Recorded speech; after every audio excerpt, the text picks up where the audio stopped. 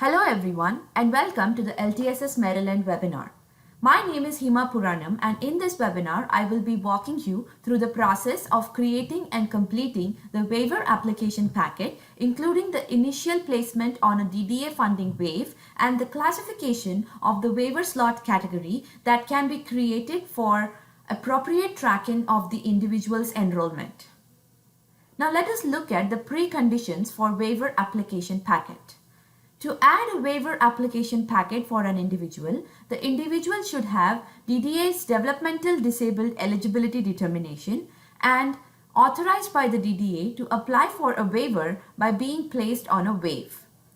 This means that the person has already had a DDA eligibility application completed, were assigned a CCS agency, the comprehensive assessment was complete, and the eligibility determination form and priority category assessment form were completed.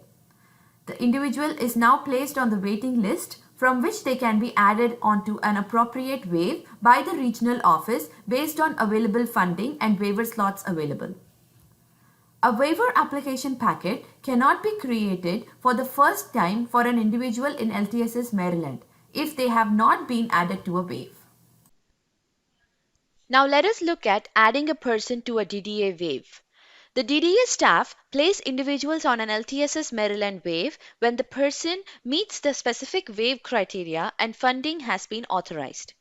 Waive placement refers to how people are prioritized and offered the opportunity to apply for entrance into the DDA waivers based on reserved capacity and the DDA waiting list priority categories. These are often referred to as slots. In LTSS Maryland, the terms reserved capacity and priority categories are noted as waives. There are several waive types, including emergency, transitioning youth, waiting list, court, DHS, MSD, age out, deinstitutionalization, money follows the person, and waiting list equity. Please refer to the DDA's policy and guidance for additional information. For the transitioning youth waive, the LTSS Maryland also provides functionality to help identify individuals on the DDA waiting list that are age 20 and 21 that may be eligible for the TY waive. On January 1st of each year, LTSS Maryland will automatically review individuals on the waiting list ages 21 to 22 or will be 21 by July 1st and assign them to the applicable regional office staff to verify if he or she qualifies for the transitioning youth funding waive. If the individual is indeed eligible for transitioning youth funding as per DDA's policies, then the regional office staff will place them on the transitioning youth funding waive. In addition to identifying the appropriate waive, the DDA staff must also select the applicable program type or types, meaning family supports, community supports, and/or community pathways, or DDA state funded, for which the person can apply based on the authorized funding. Not only that, it can be also based on the age of the person and the availability of slots in each waiver. Once a person is placed on a DDA waive, LTSS Maryland will send an alert to the person's assigned coordinators of community services, CCS, to complete the LTSS Maryland DDA waiver application packet. As you see, once the person is placed on a DDA waive, an alert is sent to the CCS coordinator saying that the person has been added to the waiting list initiative funding waive with a recommendation to apply for CS or CP programs. Please note that CCS are responsible for completing and submitting the DDA waiver application packet within LTSS Maryland. The LTSS Maryland's DDA waiver application packet module is used to apply the DDA's waiver programs, including the family supports, and community pathways waivers. The DDA waiver application packet has four major sections: overview, enrollment checklist, documentation, and workflow history. This module includes the various required documents in order to determine whether the applicant meets the required technical, medical, and financial waiver eligibility criteria. The LTSS Maryland DDA waiver application packet consists of 5 required enrollment checklist components and other supporting documents that are needed in order to make an eligibility determination. The 5 required enrollment checklist components are the level of care, the person-centered plan, the MA waiver application, freedom of choice form, and the EDD release form. We will talk through these 5 components in a little bit. In addition to these required checklist components, the CCS should include in the LTSS Maryland DDA waiver application packet, in the documentation section, waiver-related documents such as the meeting minutes, sign-in sheet, DDA service budget tool, and the EDD memo should be uploaded as well as other documents noted in the DDA waivers guidance. To add a waiver application packet from the individual's profile, expand Programs in left navigation menu, click Applications. On the Applications list page, click Add on the DDA waiver application packet section to create a new DDA waiver application packet. As a result, an in-progress DDA waiver application packet is created. Review the application packet and create and/or upload documents required. We will work through the various components next. As you complete each item under the enrollment checklist, a check mark will be noted to show it is completed. The DDA waiver application packet cannot be submitted until all the items are checked. We will now review the various required components that the CCS must complete in a DDA waiver application packet. The DDA level of care form needs to be completed as part of the waiver application packet. This form is completed by the assigned CCS for the individual. The hard copy level of care form should be signed, dated, and completed by the CCS before creating the LTSS Maryland level of care form and uploading into the LTSS Maryland DDA level of care section. Here are the steps to add the LTSS Maryland initial DDA level of care form once you are in the individual's profile. Navigate to the Programs menu from the left side navigation. Select DDA level of care form sub-menu to access the DDA level of care list page and then click on the Add button. Fill out all the required fields as per DDA's waiver guidance and policy. Please note, for DDA waiver application packets, the first level of care form, the type selected must be initial. If the level of care form attached to the DDA waiver application packet is not an initial, then it will cause delays in application processing. You can also edit the DDA level of care form once it has been created by clicking on the Edit button. Please note that the system only allows the user to edit an existing in-progress DDA level of care form. The last step is uploading the hard copy form in the DDA level of care documentation section.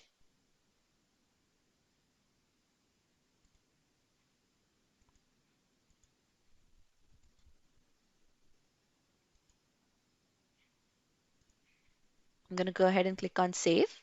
And you see that there is a documentation section in here. I'm going to click on Manage and upload the documentation. To upload the documentation, you will browse the file from your computer and you will also select the category from the drop-down and apply a title to the file and a description if you have a description, and also date the document and click on Save. That will upload the documentation. Then you can go back to the view mode. After creating and saving an in-progress level of care form, you will navigate to the waiver application packet to continue the eligibility process. Once you are in the client's profile, you will click on Programs in the left navigation pane and then click on Applications. Now we are on the application packet.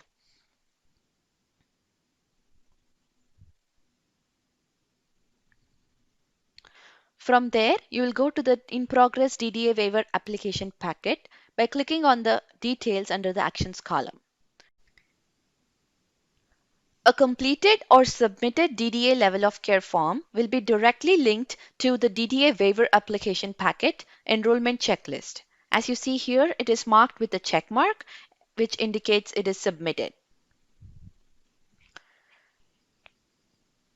The second component in this checklist is the person-centered plan. The person-centered plan, or PCP, is an outline of an individual's goals and visions for their good life. It is created by the CCS and based on the information gathered during the interview process, focus area exploration, assessments, and meetings with the individual and their team. A good PCP is comprehensive and ensures that the individual assessed needs are met through various supports so that he or she can achieve his or her goals and objectives towards their defined good life. Person-centered planning is a continual process of listening and learning, exploration and discovery to create a meaningful and relevant plan that addresses the needs of the individual. While changes may be requested and revisions made throughout the year, the annual PCP date, month/day, remains the same from year to year. The PCP is identified as part of the DDA waiver application packet. However, it is not housed in the DDA waiver application packet within the module. The CCS works with the individuals and their teams to then create PCP in the LTSS Maryland PCP module. The LTSS Maryland PCP is composed of a summary section that includes details about what is important to, important for, risks, and right restrictions. Outcomes the person is seeking to achieve. Service authorization section, which lists the services the individual needs. Documentation section. Focus area exploration sections. Signature section. Service plan workflow history section, and provider acceptance workflow history section. Here are the steps to create an initial PCP. Please note that an initial PCP is the only PCP type that can be associated with a waiver application packet. Once you are in the individual's profile, navigate to the Programs menu from the left side navigation and click on POS/PCP/SP. Click on Add PCP. Select the program type, Community Pathways, Family Supports, or Community Supports. Please refer to the DDA policy and guidance for additional information on selecting type of program. And then click OK. As you see, the overview information indicates the client details and the plan details. It says the program type is Community Pathways, the name of the client. As shared, there are 6 sections that need to be completed in the PCP, including the summary, outcomes, service authorization section, documentation section, focus area exploration section, and signature section. For additional information about PCPs, please review Maryland's Long-Term Services and Supports PCP Overview and PCP CCS Guide. Once the PCP is created, the CCS can open each section and complete all the required fields, and also note that there is any required field that is not completed. If the user clicks on Submit, there will be an error message prompting the user to complete the required section. As you see here, there is an error message prompting the user to complete the required sections. The summary section of the PCP, which consists of the client details, and plan contacts, should always be fully completed before moving to the other sections of the PCP. The summary section determines how some other sections of the PCP will display. Health and safety risks must be noted in the risk section. Right restrictions noted in a behavior plan or nursing care plan must be noted in the rights restriction section. The outcome section can include several individual goals that are supported by DDA and non-DDA services. The service authorization section includes information related to the DDA services requested to support an outcome after consideration of natural, community, and other contributing resources and programs. It includes the various detailed services options that can be requested to meet an unmet need. It includes tools to identify units to request and also the functionality to send a service referral to a provider. The documentation section is where the CCS will upload supporting documents associated with the PCP to demonstrate unmet needs. The self-directed budget as applicable and other related items or tools as noted in the DDA guidance and policy. It is important to note and include supporting documentation related to the assessed need, frequency, and duration of the service to help facilitate DDA's review and authorization. In the event that there is not enough information to make a determination, the DDA will send the CCS a request for additional information. The focus area exploration includes various information learned during discovery conversations and meetings using the life domains such as employment, communication, lifelong learning, community involvement, day-to-day finance, home and housing, health and wellness, and relationship. As per the DDA policy, the employment focus area exploration is required for all PCPs. The signature section includes the required individual or authorized representative guardian signature page and the CCS signature page, which are uploaded into the system. The service plan workflow history provides a summary or history of the PCP, including when submitted, any clarification request, and when approved or denied. The provider acceptance workflow history provides a summary or history of the service referrals and provider's acceptance or denial. When all the required sections, fields, and uploaded documents within the PCP have been completed, you can submit the PCP by clicking the Submit button. The PCP must be approved by the regional office in order to be linked with the waiver application packet. It is advised that the CCS complete the PCP with enough time allotted to the region for approval prior to the submission of the waiver application packet. As you see, the plan has now been approved, and you can go and check on the application packet by clicking on Applications under Programs. You see, the PCP is marked with a check mark that indicates that it is submitted. The third component in the checklist is the Medicaid Waiver application. The Medicaid Waiver application contains information necessary for the Eligibility Determination Division or EDD to determine that an individual is financially eligible for the DDA waiver programs. As part of the DDA waiver meeting, the CCS will assist the application in completing the paper medical assistance MA waiver application and submitting all required financial documentation, including bank statements, tax returns as applicable. When an individual is placed on a waive, the CCS will receive an alert indicating which type of Medicaid application is needed. If an individual has community Medicaid, then the short form of the Medicaid application is needed. If the individual does not have a community Medicaid, then the long form of the Medicaid application should be completed and submitted. As part of the DDA waiver application, the CCS is required to upload the Medicaid application and the supporting documents like bank statements, etc. in the DDA waiver application packet documentation section. In addition, the updated functionality to LTSS Maryland includes the ability for EDD case managers to view and access the DDA waiver application packet. I'm going to go ahead and upload a documentation for the MA waiver application.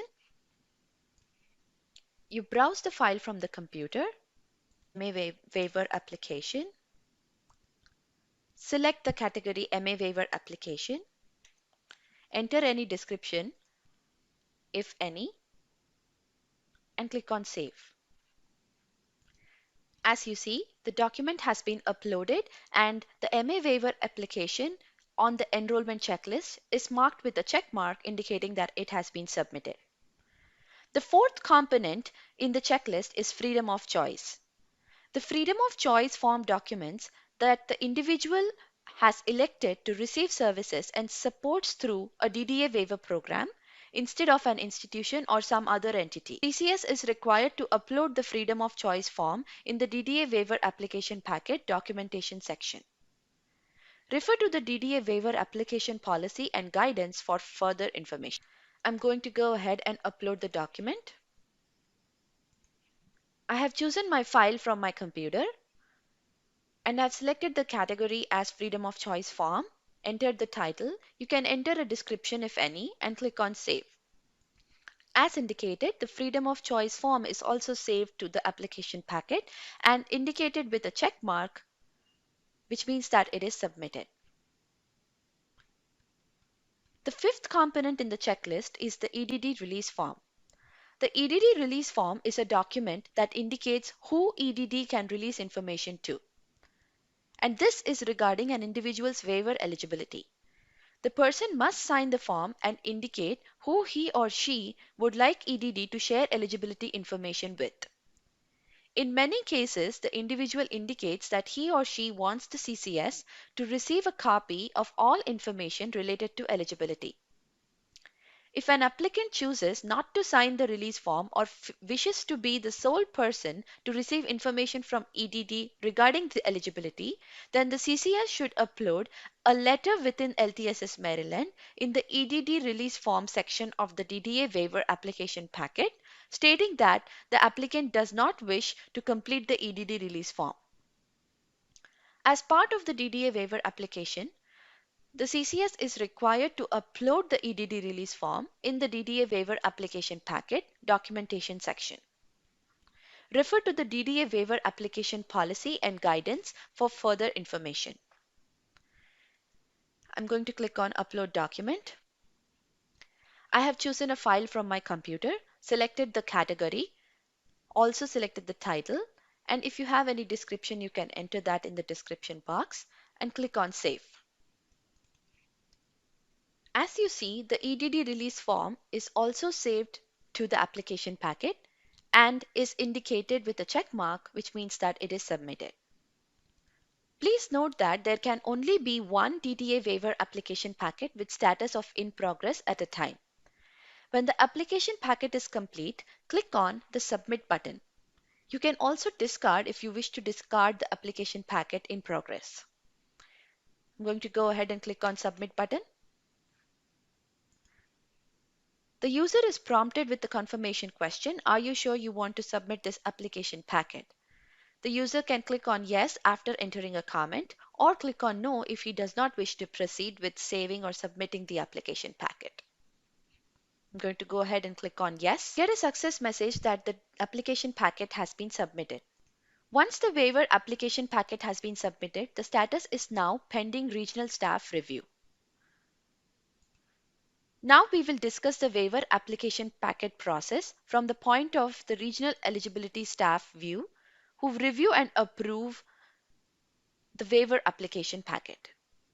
Once the waiver application packet has been submitted and the status is in pending regional staff review, the regional eligibility supervisor and staff are able to review it.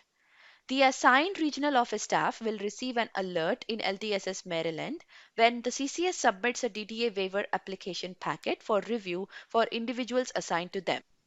The DDA staff must review all components of the DDA waiver application packet to ensure accuracy and compliance with federal assurances as noted in the DDA policy and guideline. For example, under the Overview section, this includes verifying that the program type is appropriate for the individual.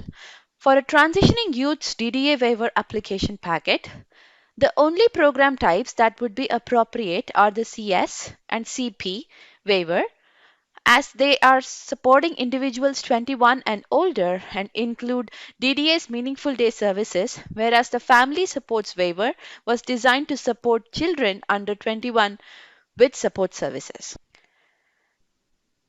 Verifying the category for DDA eligibility of the individual. In order to receive services through a DDA waiver program, the individual must be DD eligible. If the individual is not DD eligible, review the eligibility determination form in LTSS Maryland to make sure it is completed. Please note, if the applicant is support only reflected as SO or ineligible, then a denial ATP must be submitted because the applicant does not meet level of care necessary to be in the DDA waiver program. Verifying the application type is initial. Verifying the waiver slot category is correct. As outlined in the DDA waiver policy and guidance, each DDA waiver program has specific waiver slot categories associated with it. For transitioning youth, the waiver slot category should reflect transitioning youth. The regional office reviewer is able to update the waiver slot category to meet errors. The waiver slot category is only editable by the regional eligibility staff or regional eligibility supervisor when the status of the waiver application packet is pending regional staff review status. As in here, I'm going to select transitioning youth, and it is an editable field when it is in pending regional staff review. The DDA staff also need to review the documentation listed in the enrollment checklist section of the DDA waiver application packet as per DDA waiver policy and guidance. This is including but not limited to verifying the level of care is initial and completed correctly, verifying the PCP is an initial and that the PCP program type aligns with the waive program type options and also matches the DDA waiver application packet program type. Verifying the Medicaid application is for the correct individual and the name, date of birth, address, and social security number matches information documented in LTSS Maryland and it is signed and dated by individual or guardian.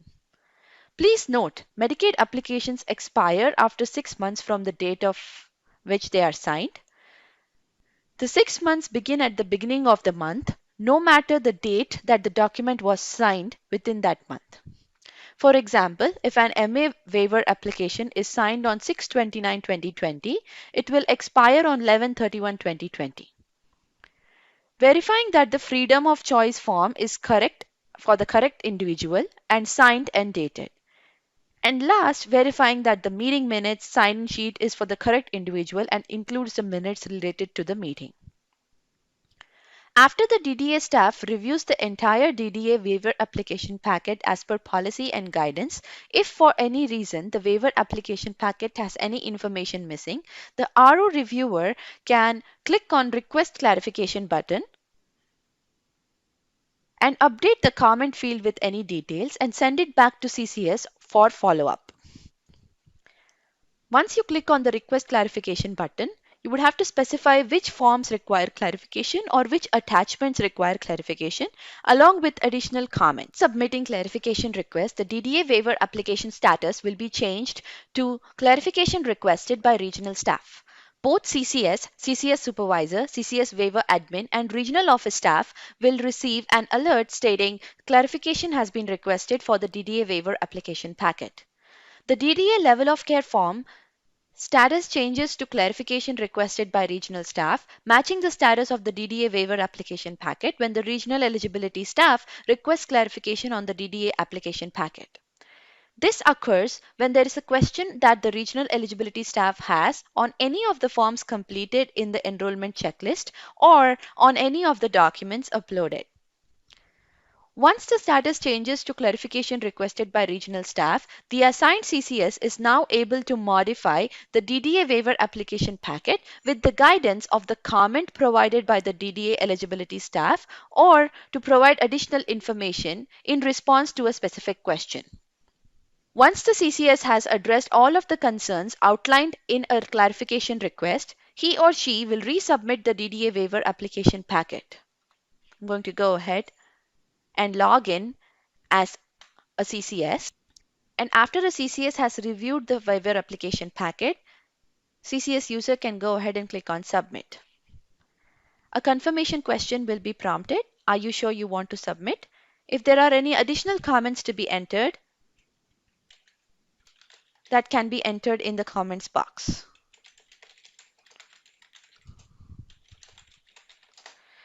And then you can click on Yes to proceed with the submission. It goes back to the status pending regional staff review, which means that the DDA regional staff can complete the review on the waiver application packet. When the RO staff has determined that the DDA waiver application packet is complete and accurate, he or she will complete the DDA waiver application packet in LTSS Maryland. The DDA eligibility staff then clicks on the Submit button in the upper right corner of the screen to submit the DDA waiver application packet. Upon submission of the DDA waiver application packet, the CCS, CCS supervisor, CCS waiver admin will receive an alert saying DDA waiver application packet review has been completed. The DDA level of care form status is also updated to complete once the waiver application packet goes to active status. Click on Submit. ahead and enter any comment, if any, and click on Yes to proceed with the submission. You get a success message that the application packet has been submitted. The DDA eligibility staff then completes the authorization to participate process as per the DDA waiver policy and guidance. The steps taken to complete the ATP form is explained in another webinar. Please refer to the webinar for more details on ATP. In this webinar, we reviewed the waive placement process, the DDA waiver application packet process, the clarification request process on the DDA waiver application packet, and the approval process. Additional guidance on the subsequent ATP or authorization to participate process, EDD determination processes, should be reviewed in DDA guidance policy and topic specific webinars. This concludes our webinar for the DDA waiver application packet. Thank you.